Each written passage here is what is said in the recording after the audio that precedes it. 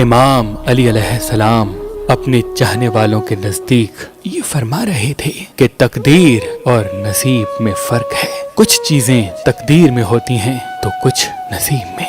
تو کسی نے کہا یا علی ہمیں کیسے معلوم ہو کہ تقدیر اور نصیب میں کیا فرق ہے؟ بس یہ کہنا تھا. تو امام علی علیہ السلام نے فرمایا اے شخص، تقدیر پہ انسان کا اختیار نہیں ہوتا. جیسے تم اپنی ماں تبدیل نہیں کر سکتے، جو تمہاری ماں ہے زندگی بھر وہی رہے گی. تم اپنا باپ تبدیل نہیں کر سکتے، تم اپنے پیدا ہونے کے لمحات تبدیل نہیں کر سکتے. جس فیصلے میں انسان کا اختیار نہ ہو وہ تقدیر ہے. اور نصیب یہ ہے کہ قدم قدم پہ انسان کے سامنے صحیح اور غلط کا فرق واضح ہے.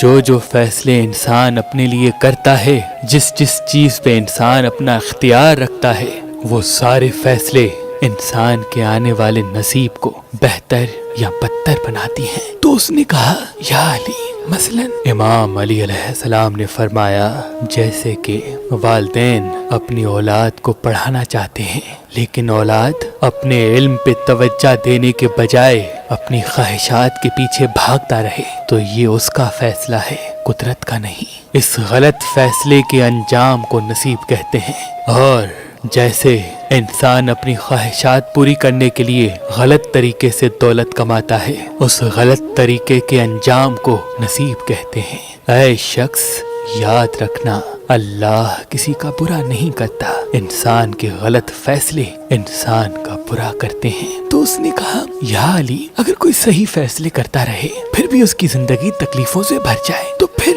بس بات جب یہاں پہنچی تو امام علی مسکرانے لگے اور فرمانے لگے اے شخص، یاد رکھنا اللہ جس بندے کو زیادہ دینا چاہتا ہے، نوازنا چاہتا ہے، تو اسے پہلے اس منزل کے قابل بناتا ہے، اور قابل بنانے کے لیے اسے سیکھنا درکار ہے.